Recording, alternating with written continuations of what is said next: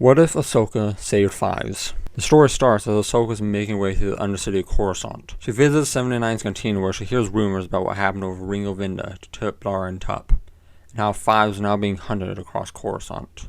Out of curiosity, she finds where he is supposed to meet Anakin and Rex through kicks, and arrives as their disjointed conversation begins. She has terrible feeling at not only what he's saying, but that his demeanor and how he's speaking is off.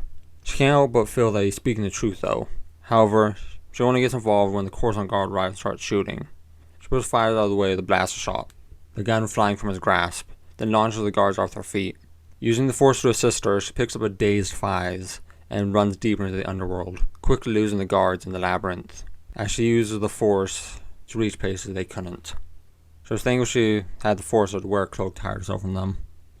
She finds a place to hide, and it is only then that she shows Fives, who she had to subdue with the Force, since he had been struggling, who she was. He relaxes slightly, and she insists that he rest since he wasn't acting like himself.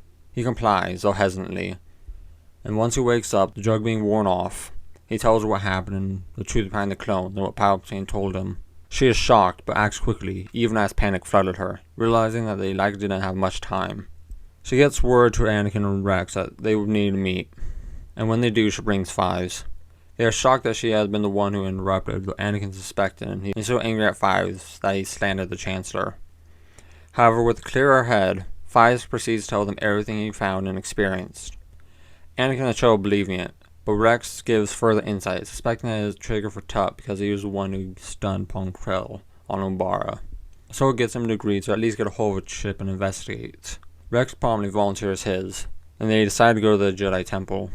While Rex and Ahsoka go to Hall of Healing to get Rex's chip removed, Fives and Anakin go to the Jedi Council, albeit hesitantly.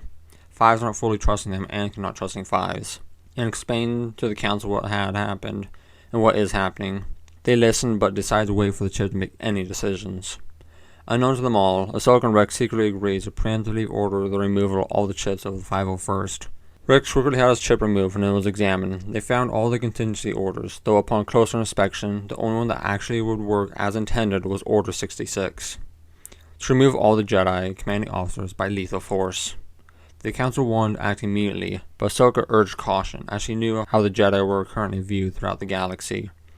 They were hesitant to listen to her, but she had many people on the council who had, after her ordeal, now trust her, and as well that they would take a slow approach.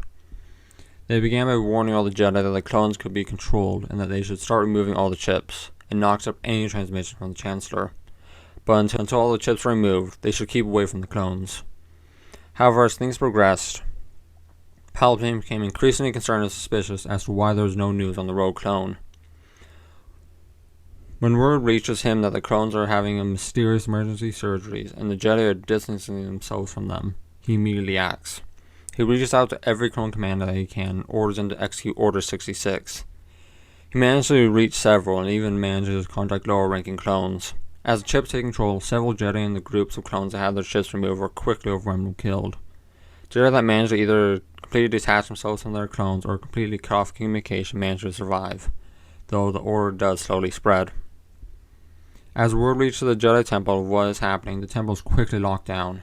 Vote is cast to assemble a group to go kill Palpatine, including all the council present. Yoda, Mace Windu, Shaak Ti, Stacy Tin, Kit Fisto, and Obi-Wan, as well as a few others, this including Anakin, who is now more willing to accept the facts as reports trickled in. As they leave, Ahsoka leaves as well, though she goes to Padme. She tells her what is happening and she takes action, calling an emergency Senate meeting. As Senate meeting starts, a group of Jedi reaches Palpatine's office. Several are killed in the ensuing fight, though with most of the best fighting him, including Anakin, defeat is inevitable, and he is soon killed. However, the damage is done, and what's worse is that the battles with the Separatists are in disarray. Count Dooku, who feels the death of his master, decides to take things into his own hands. He unleashes the Separatist army against the Republic, causing major defeats that snake their way into the core, killing even more Jedi clones and ravaging hundreds of worlds.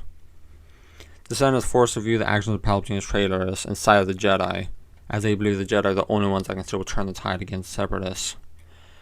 However, there was little that could be done, and the galaxy descended into an even more bloody phase of the war that spared few. It ran on for several more years, though the end was still inevitable, as the Separatists had already lost too many assets, while the Republic had just grown stronger. Ahsoka rejoined the Order and rejoined the fight, the agreement that either the Order would start changing or she would leave again at the end of the war. Change was already in work, as a lot of Jedi did not fully trust the clones anymore and refused to lead them, thus forcing clones to take high command positions, and distancing the Jedi from active participants in the war. This mostly helped, as they were better trained and knew how to get the job done, no matter the cost. Madook and Grievous were finally killed in the final battles, and the Separatist Council either arrested, killed, or forced into hiding. The Separatist cause collapsed and most of the remaining world surrendered, though few still held out, though they were swiftly dealt with. The Republic, now under the leadership of Bail Organa, entered a peace, though virtually no world was spared from the fighting, it even reaching Coruscant. As Bail started to reintegrate worlds and restructure the Republic, Jedi volunteers were called upon the gods of the galaxy, mainly the Outer Rim, and bring balance and justice back to the lawless, war-torn region. As they did this, the Jedi Order separated themselves from the Republic, instead becoming more reclusive, except for those that volunteered to go out and help. Slowly the galaxy rebuilt, and the Republic entered another golden age, this one affecting the entire galaxy.